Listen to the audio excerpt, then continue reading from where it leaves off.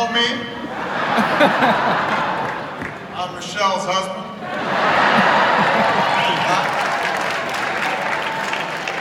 This is Aisha's husband.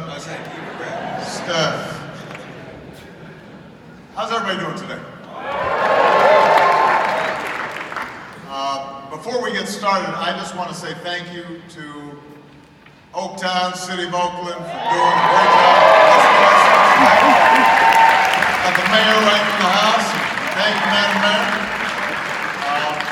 I want to thank all the organizers who've put in enormous efforts in making this happen, but most importantly, I want to thank the young people who are participating here today, because this is all about you.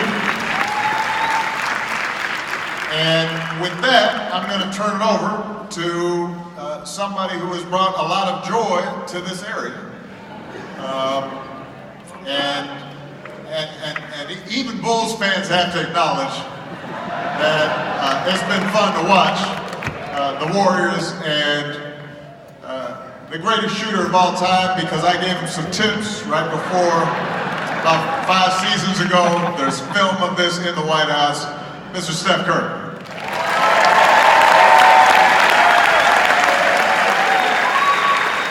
Very much, President Obama. This is a very, very humbling experience to be in front of you guys in Oakland, where my true story really has started. And in the last 10 years I've been here, really proud to represent Oakland, represent my team, and taking us to new heights. So to be here in this city, it only feels right. To be able to host you and the entire MBK program, it means a lot. So I think I want to start. We obviously know why we're all here and celebrating what MBK means and what it has done and the future plans. But I want to kind of take it back to where the initial seed was planted. What was your initial motivation behind the initiative?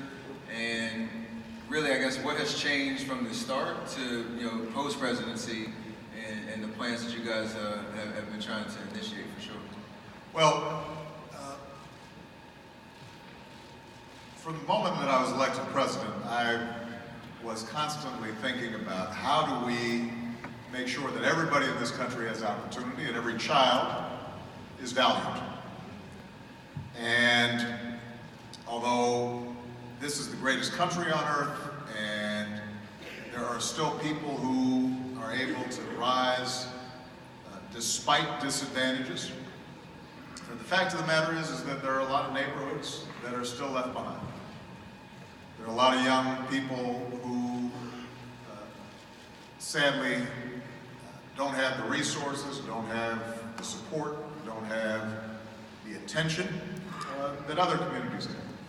And so we were working on a whole range of issues, from education to healthcare, you name it. But when Trayvon Martin was killed while I was in office, and some of you remember, although actually some of you are so young you may not,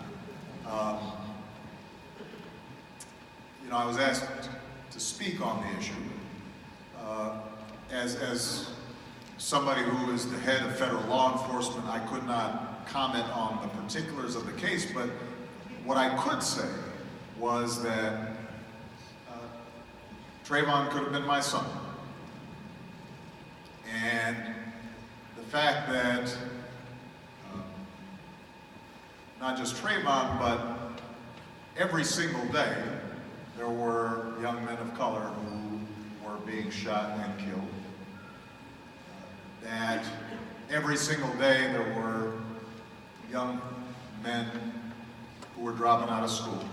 Every single day there were too many who were more likely to end up in prison than in college.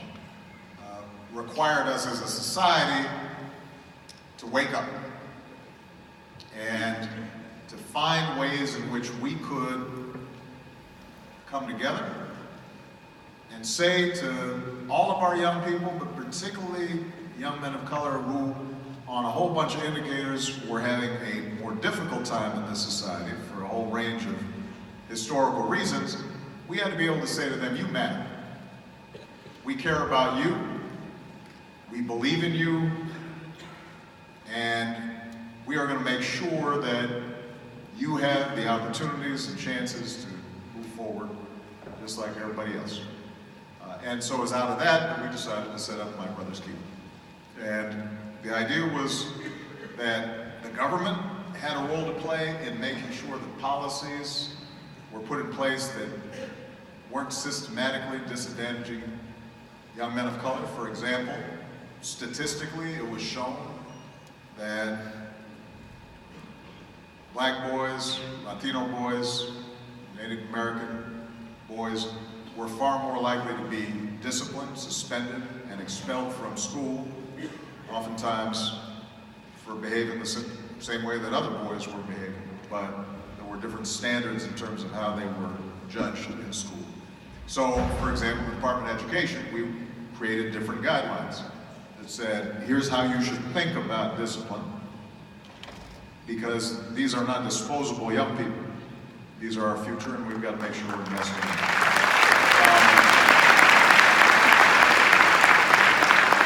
But what we also knew is that just having the government do something wasn't going to be enough. We had to mobilize communities, and we had to mobilize young people themselves so that they could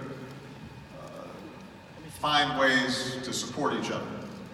And we put out a challenge around the country. We had over 200 communities, from big cities to small towns to Native American reservations, who took up that challenge and said, we're going to try to set up programs that support our young men, give them opportunities, provide them mentoring, provide them apprenticeships, provide them job training, focus on making sure that if they're not going to a four-year college, that they've got some sort of technical program that they can get into. And we could not be prouder of all the communities around the country that took up the baton and initiated programs that have made a difference in the lives of hundreds of thousands, if not millions of young men over the last several years. Now,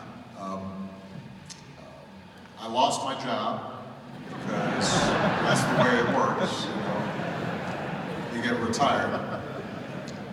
So I had less immediate influence on the federal government programs, but the community programs we could continue to initiate. And so as part of the overall Obama Foundation, what we said was we're going to keep My Brother's Keeper alive.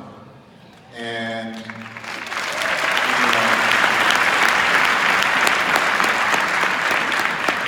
thanks to the outstanding work that was being done in local communities, and some of the key leaders from across the country are gathered here today, that spirit of investing in boys and young men of color has continued and thrived. So that, for example, an organization in Chicago that I sat down in a circle with some young men in a high school, Hyde Park High School, right across from where we're building our library, a program called BAM, Become the Men, outstanding program. Started off with 400 young leaders involved. Now they've got 7,000. They just started a new chapter in Boston. And you have communities like Yonkers that are initiating, Yonkers in the house, that are initiating outstanding violence prevention programs. The same is taking place in San Juan, Puerto Rico, where we've already seen success in drastically reducing violence, increasing school attendance. And so it's really communities themselves that are mobilizing. And the purpose of this summit was, number one, to say 5 years after this started, we're not going anywhere. We're still going to continue to make progress across the country. Number two, we want to make sure to lift up those organizations that are successful and bring them together so they can learn from each other, figure out what are the best ways to intervene and support and provide a voice to young men in our communities. And number three, and most importantly, give us an opportunity to see outstanding young men all across the country that are not reported on enough, who are doing positive work, who are leaders in their communities, who are succeeding in school, who are supporting their brothers, who are being respectful to their sisters, who are the kinds of young men that are going to be leaders of this country in the future. And that story is not told often enough. And the young men who are sitting on this stage and who are in the audience, they represent that kind of excellence. And for us to be able to bring them together so that they can learn from each other, support each other, and ultimately lead together, that's the thing that's most important to us. One of the most exciting things I heard since I showed up today was when we did our PSA about 4 years ago, where you taught me how to keep my elbow in. Exactly. He was kind of chicken winging a little bit, and it wasn't working. So you helped me with my resume. that's exactly right. All that kind of good stuff. Obviously, I had the best mentor in that regard. But in terms of from that PSA, the action and the following that we've been able to accumulate in that short amount of time, 50,000 New mentors. Yeah. Signed up since. Outstanding. Talking about the knowledge and the impact we can all have in terms of what our expertises are, our perspective on the world, and mobilizing in our communities. And the action has been followed, and it's all because of the idea that you had to begin. Well, it helped that you were in the PSA. Basically, nobody wanted to see my jump shot. But it does raise this question, Steph, and I know there are other folks who are here. Richard Sherman was by, and obviously John is an amazing musician. One of the challenges I think that we all face is how do we support young men who oftentimes don't have fathers now, or don't have a relationship with their fathers. I was one of those young people. I didn't know my father very well. I met him once, and that was it. And I know that you've spoken about how important your father was in your life. I thought it'd be useful for you to reflect on, now that you are a father yourself, but you also have friends who maybe didn't have that presence in their lives the way Dell was a presence in your life. How does that make you think about the need to mentor and support young men who maybe don't have that role model right in front of them, and who's providing the support and focus that your father was able to give you? I was definitely a fortunate upbringing where my dad, he played 16 years in the NBA, and everybody asked me, like, what's the biggest advice that he gave you? What's the thing he said that really shaped your perspective on the world and kind of gave you the confidence to go out and be the person that I am today? There wasn't one thing he specifically said. It was the consistent presence that he had and how he carried himself, and me being able to just witness that on a daily basis that gave me a moral compass, to be honest, about how I should carry myself, no matter what my passion was in life. It obviously ended up being basketball, but how I carried myself in the classroom, how I carried myself at home, how I treated people, whether they could do anything for me or not. The way that he carried himself on a daily, my eyeballs were just locked in. And to your point around some, kids that and young men that don't have that presence, it has awakened me to a responsibility that we have with the platforms that we have, and the sense of visibility that I have, that how I carry myself, how I speak, what I'm educated on, my willingness to try to meet people where they are can make a huge difference, whether it's 5 seconds, 10 minutes, multiple run-ins. We all have an opportunity to use that platform, that visibility, to shape somebody's perspective, and that one moment can be a difference maker for a lifetime. And so for me,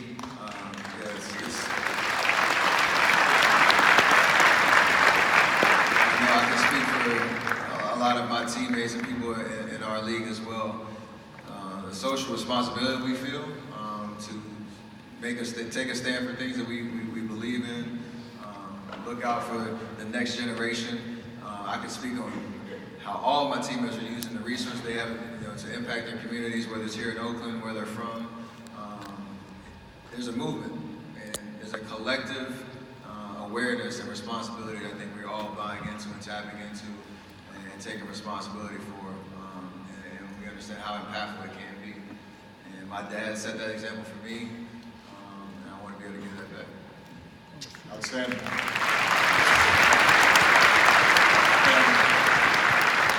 And, one of the points Steph made is consistency. And look, for all kinds of historical reasons, discrimination, mass incarceration, lack of job opportunities, etc., oftentimes fathers, men, may not have been able to provide that consistency the way, in retrospect, they might want to. But the one thing we've learned from watching all the amazing programs that are taking place across the country is that we can all be surrogate fathers. We can all be big brothers. It turns out that if you just give somebody some attention and say, you know what, you matter. How are you doing? How are you thinking about your next steps? Do you really think that's the best thing to do? People respond to that. So my father might not have been in my house, but there were a whole bunch of men around who taught me something and guided me. And look, it goes without saying, I want to be really clear about this. The amazing job that single moms are doing raising kids, and the love and support and energy that they're providing that's the foundation. But what is true is that it's hard for a mom to do it by herself. And you now have small kids, right? Kids will wear you out. And if you're just by yourself and you don't have a support system where you're able to say, man, I'm tired of this knucklehead. Here, you take them for a while. And that can if somebody's working, somebody else might be able to cover for the other parent. It's difficult for somebody by themselves to do all of what's required. And that's why I think the kinds of mentoring programs and initiatives that we've been seeing through My Brother's Keepers end up being so important. And you're right. If we can get 50,000 more mentors, that means we can get 100,000 more mentors, because I guarantee you there's still more young men out there who could use an adult in their lives who are just paying attention and there consistently for them. And it doesn't take a lot of work, but it does require that you actually care. The point you just made, these kids up here on the stage, kids in the audience, all around this community, this country, and the world, really, they matter. So we want to turn it over to these kids to hopefully see what kind of questions they have on their minds, and we can hopefully give them a little bit of information. I say myself, you really want to hear what this guy has to say, but I'll chime in every once in a while. But Michael, we got a kind of a list of how we want to go about it. Yep, Mr. President, Steph, we've got a couple dozen young men from all over the country representing My Brother's Keeper programs, working on everything from youth violence prevention to mentoring to changing policy, our future. And so we've got a few questions that we'll get to. Our first question is from Raul, from both of you, for both of you who wants to talk a little bit about growing up. Hello, my name is Raul Chavira. I'm from Albuquerque, New Mexico. And I go to school at Native American Community Academy.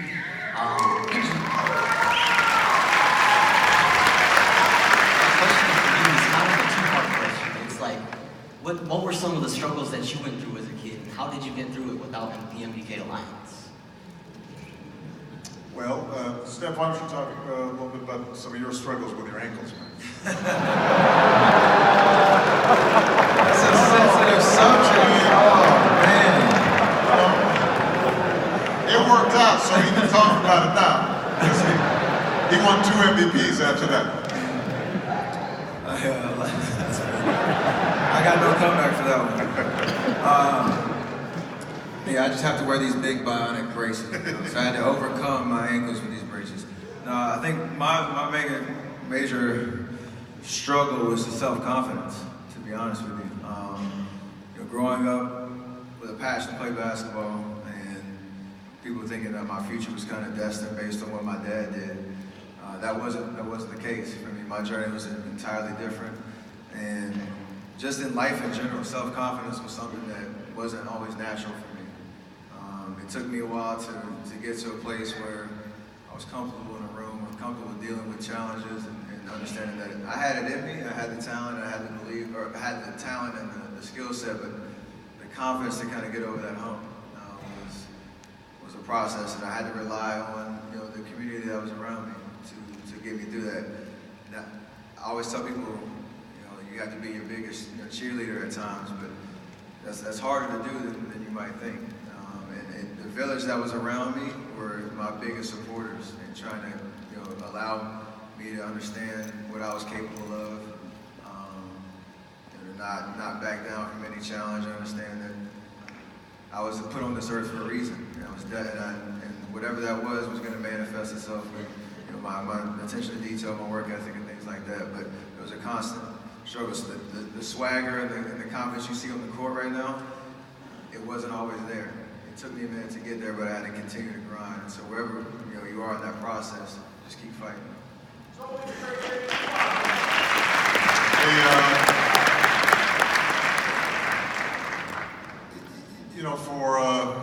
For me, and I've written about this, I've talked about this. I was all kinds of screwed up when I was in high school. So many of you were way ahead of where I was at the time in terms of your accomplishments and your focus, and your commitment to something larger than yourself. For me, I was a good kid in the sense that I think I was always kind to people. I didn't have a mean spirit. But I did not have a sense of purpose or a clear sense of direction through a big chunk of my high school years. And in retrospect, I recognize some of it was I was angry about my father not being there. Some of it was I was growing up in an environment as a African-American boy where we didn't have a large African-American community. So there were all kinds of reasons for why I was acting out the way I did. And we didn't have my brother's keeper. I did have a foundation of love from my mother and my grandparents. And I think that wherever you can find it, having one person who believes in you and you can count on, and it may be your mom, it may be your grandma, it may be an uncle, it may be a coach, whoever that is, I think you have to kind of hang on to that. What Steph just described, of people who believe in you. You may not always find it exactly the way you would want it, but somebody out there is believing in you. And you got to listen to them and bring them into your life. But the second thing, for me at least, that ended up being the most important thing was when I stopped thinking about myself and I started thinking about how can I be useful to other people. And I think that I did not grow up and become the person I am until I was less focused on me and I was more focused on how could I be useful? Who could I help? Because the amazing thing is when you help somebody, when you're a positive influence on somebody, when you're working hard on behalf of somebody, and you see that impact, that gives you confidence. You say, oh, I actually was useful to that person. They actually feel better because of what I did. Or over time, as I developed my career, that person's got health care that didn't have it. That makes me feel good. That person, that child is able to go to college and they couldn't afford to go.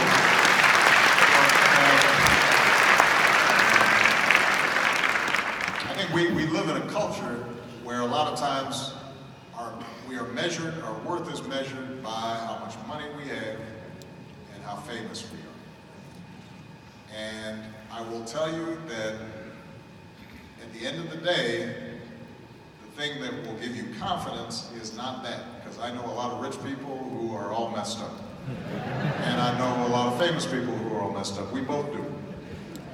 And the thing that actually you will find as you get older that you come to respect the most are people whose confidence is grounded in the fact that they do the work, they do their jobs well, they look after people who are counting on them, they are providing a positive impact in their communities. And if you get that, and that will carry you a very long way.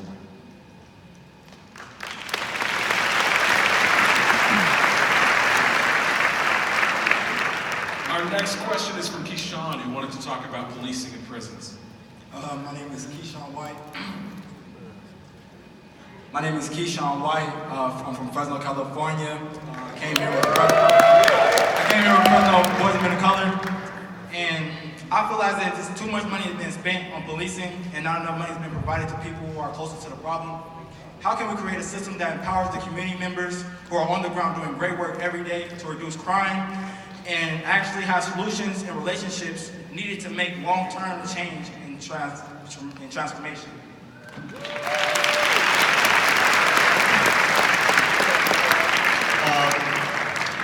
Well, this is an issue that I worked on as president, and I continue to work on through the foundation. We incarcerate more people by far than just about every other country on earth. It is disproportionately people of color who are incarcerated. And there's a long history as to why that happened. And the question now is, how do we begin to reverse it? And part of the answer is to create economic opportunities in communities so that if you are willing to work hard, you can make a living and support a family. And in too many of our communities, those opportunities are restricted, too far and few between. Part of the answer is our education system and how we're investing in making sure that young people, regardless of where they start, get a good start in life. Because for a lot of our young people, they fall behind early. And it's hard when you're behind early. If you can't read at your grade level when you're young, you start feeling like, well, maybe I'm stupid. When in fact, no, it's just that somebody didn't give you the time that you needed in order to succeed, and the kids who were doing better had advantages you didn't have. So we've got to make those investments. But the third part of this, and what you're touching on, is we have to build a pipeline of success for young people, not failure. And that means that the criminal justice system itself has to make some changes. If you want to know where most of that work needs to be done, though, that most of that work needs to be done at the local level and not at the federal level. Because one thing that I think people don't realize is that most of our criminal laws are state laws. They're not federal laws. Most of the prison population are state prison populations, not federal prison populations. And so one of the things that communities have to do in terms of mobilizing is getting educated on who's making decisions about the drug laws, the parole system, bail system, the district attorneys at the local levels, and making sure that the people who are in those positions of power are knowledgeable about the communities they're serving, care about the communities they're serving, are committed to justice in how they apply the laws. And too often, folks don't know who those folks are. They're just somebody. And you know, the police, in fact, some communities need more police, not fewer police. But the way that police operate in those communities, building trust, knowing who's who, so that if somebody, just because they're wearing a hoodie doesn't mean they're a criminal. That kid, he's doing great in school. That's just the style. He's been watching what Steph's wearing. Right? You need to make sure that police are trained and accountable in serving those communities. All those decisions are typically made at the local levels, and one of the things that we've encouraged people to do, both in MBK, but also during some of the other incidents that occurred during the course of my presidency, was let's put together toolkits so people understand who makes a decision. You know, do you have a state's attorney who is committed to applying the criminal justice system in a fair, equitable way? And if not, vote that person out and find somebody who will.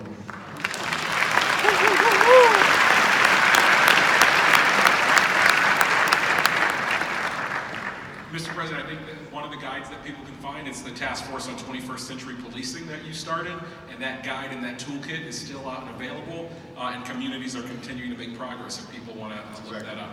So one of the things that we did, Mr. President and staff, is we opened up for online questions, and we got hundreds and hundreds of questions, as you could imagine, and so we selected a couple of those. And I think this one, both of you as fathers of daughters, is a really great question. It's from Portia Brownridge, from the great city of Oakland, California. Oaktown. I gotta give San Francisco some love too, our partners, Mayor Breed. Portia's question is, I understand that young boys and men need a space of their own to discuss and support each other. So I ask, how can us black women be of support and influence without taking over for these organizations and efforts? If you want to, you good? I know, don't get in trouble now, they said no. I think acknowledging the fact that it historically has been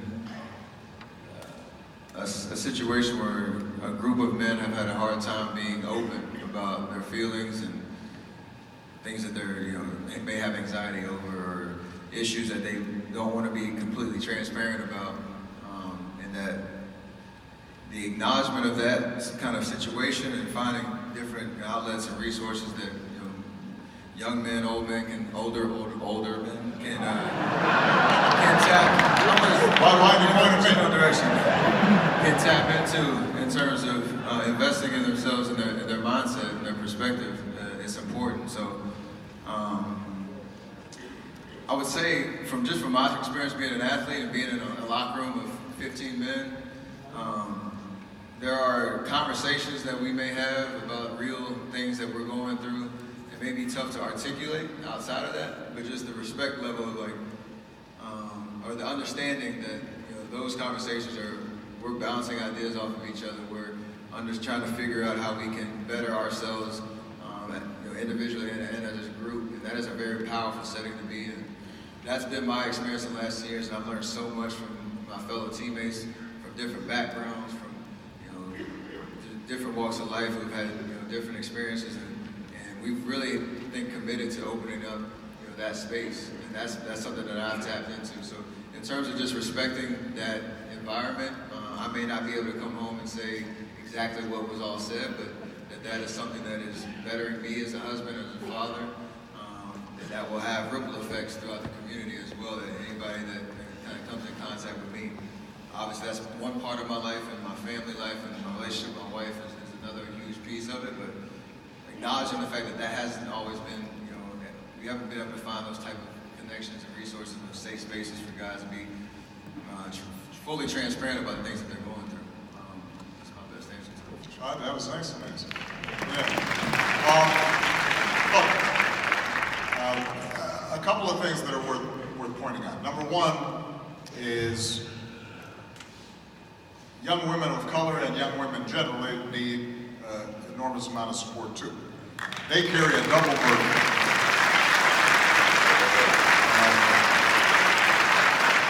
Because oftentimes they're dealing with sexism along with racism.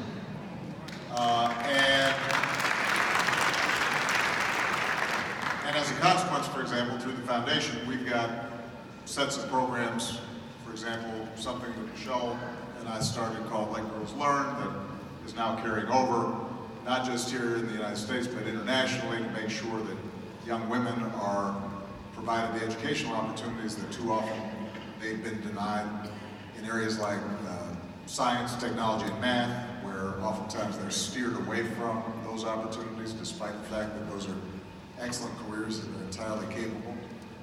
So part of the reason that we set up My Brother's Keeper was not because girls have it easy, but frankly it's what Steph said, which is a lot of young men in this society, particularly young men of color, have difficulty finding the space and the resources and support to deal with their issues. And they've got issues. We've got issues.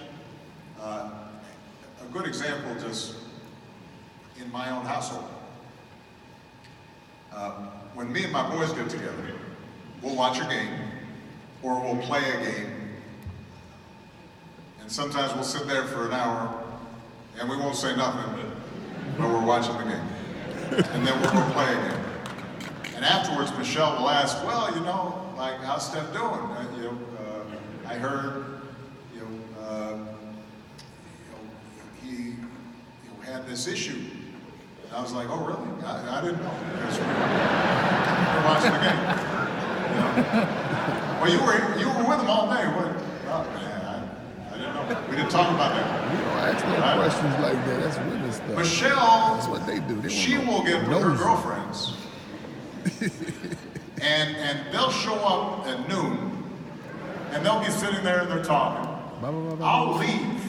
Exactly. Come back 3 hours later. Still talking. They are still talking. All they've been doing is talking the entire time about every piece of business they've got. Gossip. Right? And they've cried, they've oh, child, you should have seen him.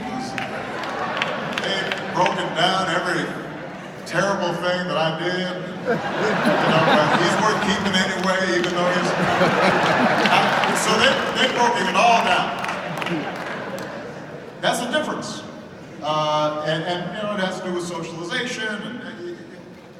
But what that does mean is I think that there is the ability to talk about vulnerabilities, challenges, doubts, lack of confidence, etc. In settings for women and girls that sometimes aren't available for men. Now, in terms of how I think young women generally can support young men, I think saying you matter, we respect you, we recognize the challenges you are under, that is always important, hearing that. But I also think there's nothing wrong with also having high expectations and demanding accountability from young men. Because I think that sometimes, and I'm going to quote Michelle here, because she has articulated this sometimes. When we had dinner together, we were talking about just raising children. That's that saying about how moms sometimes they'll raise their girls, but they'll mother their boys. They will overcompensate for the challenges that are out there by saying, "Oh, honey, that's okay," even though sometimes it's not. And I think sometimes our young women allow young men to get away with stuff that they probably should not. So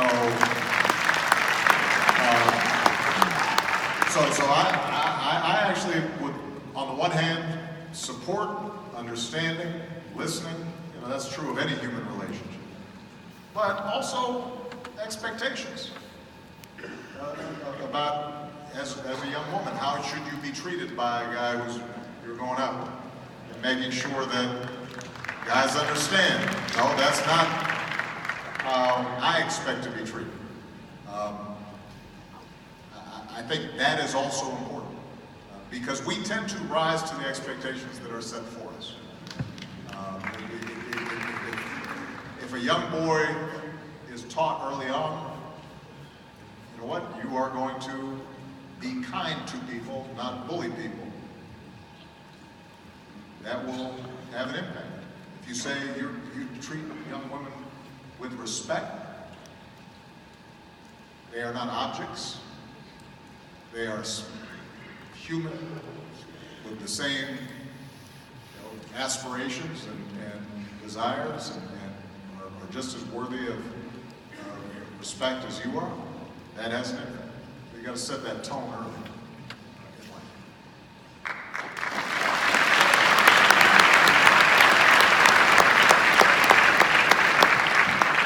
So, Sister Portia, I hope you're watching. Thanks for allowing some real truth-telling to be told on this stage. That was incredible.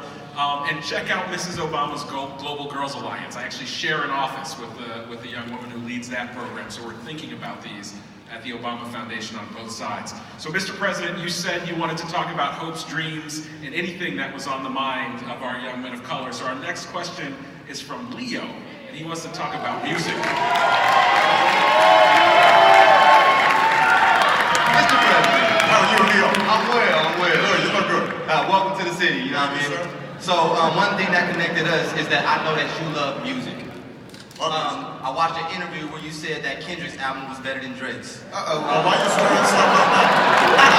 I'm curious to know why, but more importantly, what role does music have in your life, and what role can music have when it comes to liberation, policy change, social change, and all that stuff? What can music play when it comes to that? Are you a musician? I am a musician. I figured you are. Well, I'm going to have to listen to some of your tracks now. Leo, I'm sure we'll have, he can give me a little taste.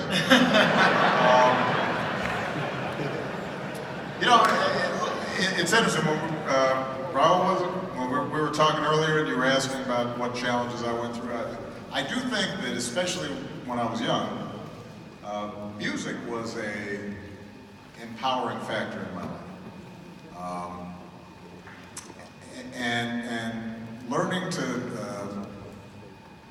to appreciate not only the stories that were told in music and how music could capture emotions that sometimes were difficult to express yourself, but also just seeing the skill and talent of musicians and seeing somebody like John Legend, who was just here, who, let me just say about John, there's some musicians, they've got to have a studio and all kinds of producer. John can sit down at a piano, or even if there's no piano, and it just suddenly sounds, it's tight, it's magic. And so appreciating the disciplined work, the skill that was brought to bear in music, even though I was not a skilled musician myself, that taught me something about, you want to be good at something? This is what you got to do. Very few people are going to end up being NBA players. The odds of any individual young man, unless he looks like Zion Williamson, to be in the NBA are very, very, very low. The odds of that same young person being a doctor or a lawyer are much higher, or being a business person. The same is true to some degree with music, in the sense that to be excellent, in some ways, it's harder to be a great musician than it is to be other occupations that don't require such talent. But when I watch musicians, the same way I watch great athletes, what I always kept in mind as I was growing up was, man, they put in a lot of hours, they put in a lot of time. And even though I did not have those talents, I could apply that in my life. And that was it. And then music just brings joy. And joy is important. One of the things I love to do in the White House, we would have these music series where they're still on, you can pull them up on YouTube. And we used to have everybody from Stevie Wonder to Prince to Beyonce to you name it, and it was a pretty good deal. It was almost like your own private concert. Very small stage, just a few seats. But they used to rehearse the day before. And they rehearsed in the East Room right below where my office was, where I was doing work, and I'd suddenly hear the bass is coming through the floor. And sometimes I'd go down the stairs and I would sit and watch their rehearsals. And it didn't matter how famous, how accomplished these artists were, and when they were really focusing on the song and watching them collaborate and support each other and teach each other, no, here's how this should sound, here's how we should work this, and the generosity that they showed each other, that also taught me something, because most great music is not done in isolation. Most great music is a collaboration. And learning how to apply those lessons in life, where you are great because there is a team that makes you great. And that's true in sports, it's true in music, it's true in life. But Steph, feel free to chime in on your views on Drake or Kendrick. I'm really tight with Drake, so. He's a Toronto guy, man. He's a Toronto guy. My wife is from Toronto. Oh, okay, I got So, yeah, that's family. That's family. But to all your point around, like, the strength in numbers mindset around how great things come to fruition, I have an example of that, what we do on the court. And the joy that comes out of that is second to none. Because nothing great is done by yourself, like you said. And the memories that music has in terms of where you are in a certain time and place, you can hear a song and go right back to that moment. The same thing when I see a certain face, a teammate that I played with and we had a great moment, as soon as I see his face, I know, hey, that's what we're going to talk about. We're going to enjoy the great moments and the things that we learn going through that. There's a lot of synergies there that are very, very memorable and impactful in terms of our experience doing great things for sure. I also would love to hear your music too. I'd love to hear your music too, so let me know.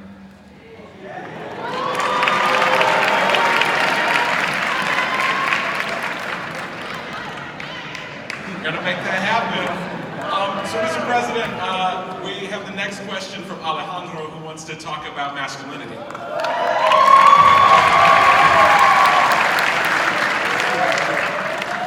Hi, my name is Alejandro Galicia. I'm representing Sacramento. I'm affiliated with the Center Sierra Health Foundation, and you both already kind of touched up on it, but from the time boys and men of color are born, we're given this narrow definition of what it means to be a man, and how can we begin to change the narrative that is currently forcing us to follow a path that doesn't align with our identities, including our brothers are part of the LGBTQ+ community.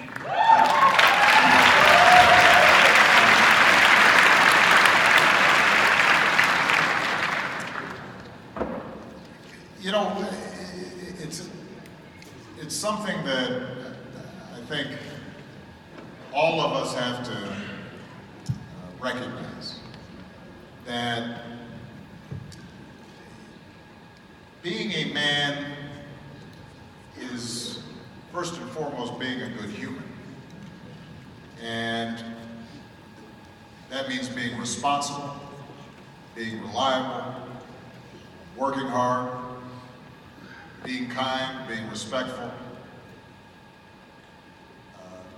being compassionate. And the notion that somehow defining yourself as a man is dependent on, are you able to put somebody else down instead of lifting them up? Are you able to dominate as opposed to support? That is a old view, and a view that thankfully I see a lot of young people rejecting.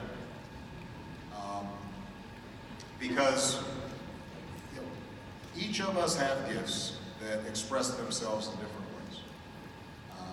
And some of us have gifts of art and music, and what we're really attuned to is people's feelings and sensitivities. And that's magic, and we need that. And then some people have gifts that have to do with being an amazing athlete, or have to do with being great at math. And what we want to do is create a space in which young men of color, and young men generally, don't have to feel as if, for me to be respected and admired in my community, I've got to act a certain way. A lot of the violence and pain that we suffer in our communities arises out of young men who nobody's said to them what it means to be respected. And so they're looking around and then, well, I guess being respected means I might shoot you, or I can make you back down, or I can disrespect you and there's nothing you can do about it. And that is a self-defeating model for being a man. So we have to constantly lift up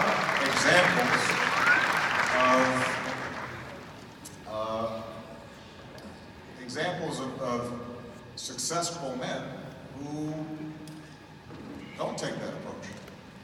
And that's hard to do in this society, because you were talking about music. Let's face it, a lot of hip hop and rap music is built around me showing how I got more money than you, I can disrespect you and you can't do nothing about it, I'm going to talk about you and punk you, and ironically that actually shows the vulnerability that you feel. I mean, let me say this. Like, if you are really confident about your financial situation, you probably are not going to be wearing an 8-pound chain around your neck. Because you know, oh, I got bank, I don't have to show you how much I got. I feel good. If you are very confident about your sexuality, you don't have to have 8 women around you twerking.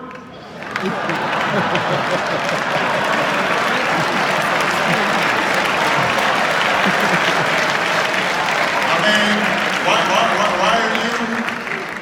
are you all like, you seem stressed that you gotta be acting that way.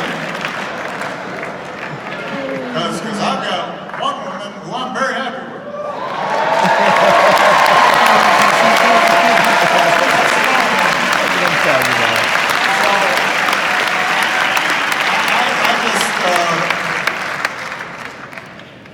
I think part of the challenge we have is that because oftentimes racism historically in the society sends a message that you are less than and weak. we feel like we've got to compensate by exaggerating certain stereotypical ways that men are supposed to act. And that's a trap that we fall into, that we have to pull out of. If you're confident about your strength, you don't need to show me by you putting somebody else down. Show me how strong you are that you can lift somebody else up and treat somebody well and be respectful and lead in that fashion. So, anything you want to add, sir? I've just been mentored right there.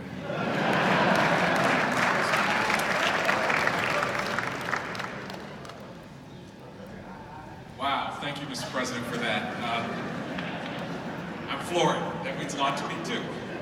So I didn't think we'd have time for one more question. We were kind of looking at the average time it takes you to answer questions in the past. We thought that would be just about it. Remember what I just said about like not putting your brothers down like that? That's a case in point. It's okay. Can I still come to work on that? I don't know. So, Elijah, where are you? Where are you, Elijah? There you are. We're going to go to Elijah for the last questions about the high school suspension rate. Hi, I'm Elijah from Omaha, Nebraska, and I was wondering, how do you suggest we help lower suspension rates among people of color throughout Wilmington High School? Well, as I said, this is an issue that we actually worked on while I was in the White House. If I'm not mistaken, I think the current administration reversed the guidance that we were providing. No, don't boo. What do I always say? Nobody here boos.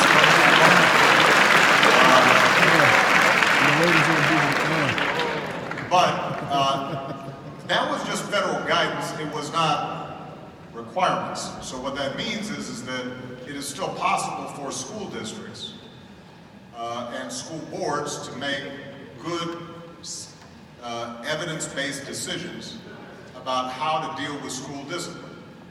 Now, look, the fact of the matter is that for kids to learn, there has to be some order in the classroom. There are some kids who, because of what's going on at home, challenges they got, a lack of diagnosis around mental health issues or health issues generally, act out in class and are disruptive.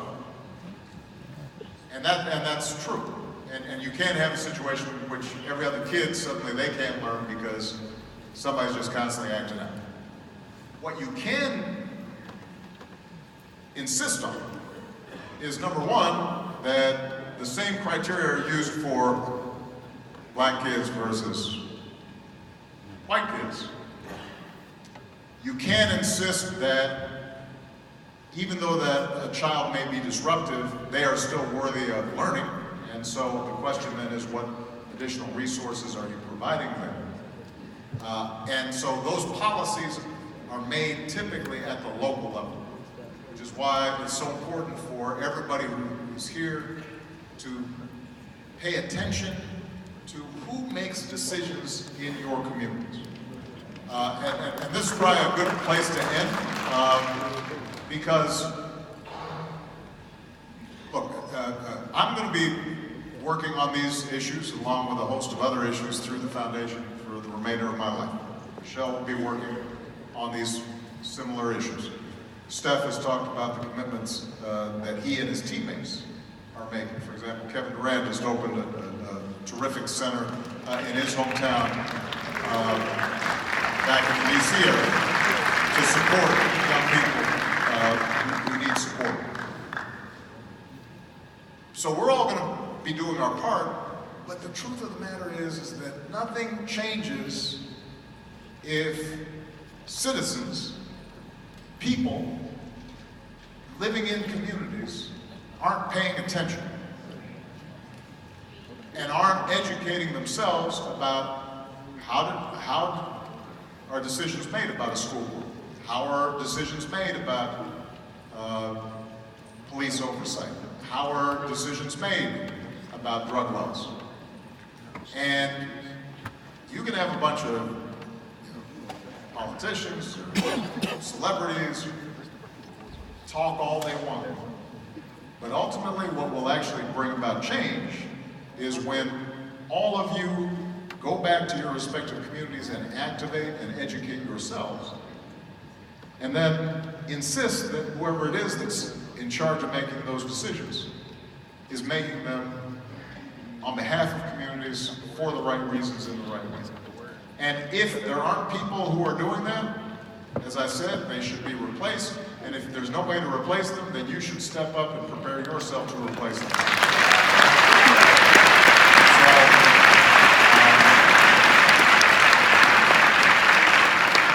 Most of the time on an issue like what's the best way to deal with school discipline, there have been studies done and literature is there and best practices are there. The problem is not that we don't know what is the right thing to do. The problem is that it's not being done. And that requires people mobilizing as citizens to make sure that they're bringing about the changes that are needed. All right? So it's ultimately on all of you. You saw, I think 4 or 5 young men who I had met with 5 years ago. And they all talk good now. Back then they were all kind of shy, uncertain, and now they're amazing young men and young leaders. That's just in a short span of time. That's all of you. That's each and every one of you are on a different journey and you're in a different phase.